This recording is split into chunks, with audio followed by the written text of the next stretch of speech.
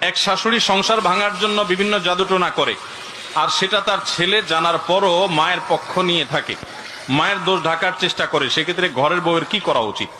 আমাদের সমাজে অনেক শাশুড়ি, এমনকি অনেক বৌমা, এমনকি অনেক ননদ, অনেক ভাবি, অনেক পুরুষ, অনেক মহিলা এই কাজ করে।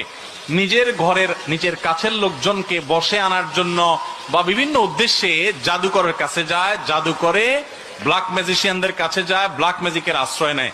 পরিষ্কার ভাবে শুনে রাখেন, কোন কবিরাজের কাছে যদি কোনো জাদু টোনার জন্য যান, সাথে সাথে আপনার আমল নামায় সবচেয়ে ভয়াবহ বড় কবিরা গুনার ভিতরে একটি লেখা হবে। এবং শুধু তাই নয়, এই জাদুকর যারা এই জাদুর কাজটা করে দেয় মানুষকে, ইসলামের দণ্ডবিধিতে তাদের শাস্তি হলো মৃত্যুদণ্ড, সবচেয়ে কঠিন শাস্তি, চরম শাস্তি তাদের, কারণ গোটা সমাজকে অস্থিতিশীল করে দেয়। ভাইরা আমার, অনেকে আছেন আপোষের জন্য তাবিজ আনতে চান। পরিষ্কার ভাবে বলে দেই, এগুলো হারাম।